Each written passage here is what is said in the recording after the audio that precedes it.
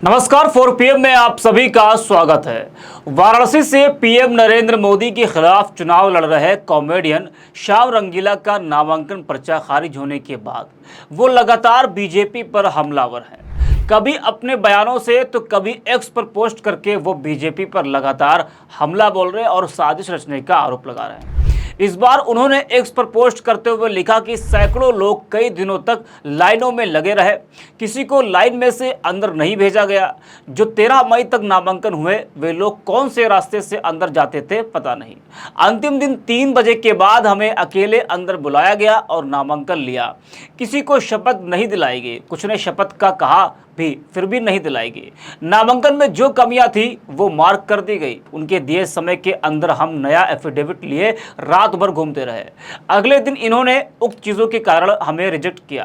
प्रत्याशियों को कैसे रिजेक्ट कर सके, ये सब सोची समझी साजिश थी। पूरे भारत में हर जगह ये हो रहा। तो श्याम रंगीला ने साजिश होने का बड़ा आरोप लगाया है। एक्स पर उन्होंने जो पोस्ट किया वो आपको हमने दिखाया।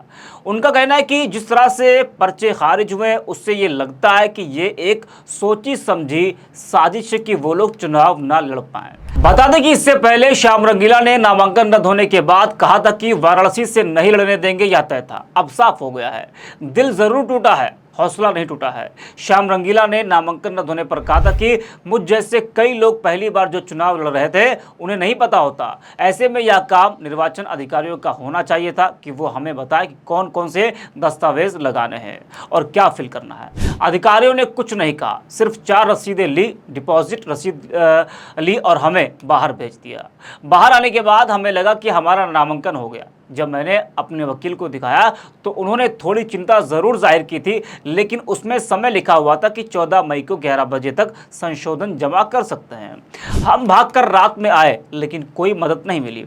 तो श्याम रंगीला जैसे 33 लोगों का पर्चा वाराणसी में खारिज हुआ है, तो सिर्फ श्याम रंगीला नहीं है, नरेंद्र मोदी के खिलाफ जो लोग लड़ रहे हैं उनमें से 33 लोगों का पर्चा खारिज हुआ है। अब सिर्फ 8 प्रत्याशी बचे हैं।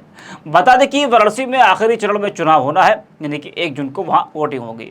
पीएम मोदी के खिलाफ चुनाव लड़ने जा रहे 33 लोगों के पर्चे खारिज कर दिए गए। अब सिर्फ 8 प्रत्याशी मैदान में है। जिन लोगों के पर्चे खारिज हुए उसमें कॉमेडियन श्याम रंगीला का नाम शामिल है, जिनके चर्चे खूब हो रहे इस वक्त। और आपको बता दें कि वाराणसी से ताल ठोकने वाले 41 प्रत्याशियों में से भाजपा के पूर्व विधायक सुरेंद्र नारायण सिंह, कांग्रेस प्रदेश अध्यक्ष अजय राय की पत्नी रीना राय, कॉमेडियन श्याम रंगीला समेत 33 प्रत्याशियों का नामांकन पत्र जांच में खारिज कर दिया गया। अब सिर्फ 8 प्रत्याशी मैदान में बचे हैं। बीजेपी किस तरह से तानाशाही कर रही है आप इस बात से अंदाजा लगा सकते हैं कि 33 लोगों के पर्चे तो खारिज कर दिए गए और जो किन्नर महामंडलेश्वर हिमांगी सखी थी वो मोदी के खिलाफ चुनाव लड़ने की तैयारी कर रही थी। पूरा प्लान तैयार था, उनके बयान सामने आए थे, वो लगातार वाराणसी में प्रचार कर रही थी, लेकिन वो अब बीजेपी में शामिल हो गई है। विपक्ष ये कह रहा है कि उन पर दबाव बनाया गया जिसकी वजह से उन्होंने ये फैसला लिया, वरना वो चुनाव लड़ने जा रही थी। लेकिन बीजेपी का किसी न किसी तरीके का दबाव उन पर ज़रूर होगा जिसकी वजह से उन्होंने बीजेपी में शामिल होने का फैसला लिया।